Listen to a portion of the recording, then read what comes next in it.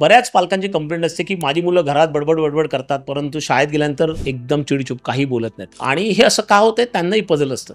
परंतु याचं खरं जर का मुळात कारण शोधायचं असेल ना, त्याच्यामध्ये दोन मॉन्स्टर म्हणजे राक्षस शाळेमध्ये बसले असतात क्लासरूममध्ये, आणि ते म्हणजे राईट आणि रॉंग. आपण ज्यावेळी मुलांना सांगतो की तू बरोबर आहेस, तू चूक आहेस ना, त्यावेळी मुलांना आपण पूर्णपणे कंडिशन करतो. कारण ज्यावेळी एखादा मुलगा उत्तर देतो आणि टीचर म्हणते हे बरोबर आहे, त्यावेळी बाकीचे मुलं विचार करतात अरे आपण उत्तर दिलं असतं, चुकलो असतो तर आपण आपली एम्बॅरेसमेंट झाली असती किंवा आपल्यावरती सगळे हसले असते, किंवा ज्याने पहिलं उत्तर दिलं तो जिंकला. आणि मग थिंकिंग पूर्णपणे स्टॉप होऊन जातं.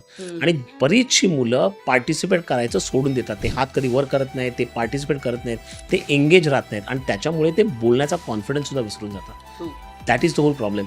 टीचर्सने तू बरोबर आहेस, तू चूक आहेस असं म्हणण्यापेक्षा त्यांच्या एफर्ट्सला एनकरेज केलं आणि त्यांचं पार्टिसिपेशन एनकरेज केलं, तर मुलं हळूहळू पार्टिसिपेट करायला लागतील आणि मग क्लास होलिस्टिक होईल, मुलांमध्ये तो कॉन्फिडन्स येईल. अशा पद्धतीने जर का आपण क्लासरूम मॅनेजमेंट केलं तर मुलांची जी भीड आहे, जे त्यांना भीती आहे बोलण्याची, ती कमी होईल आणि त्यांचं पार्टिसिपेशन वाढेल.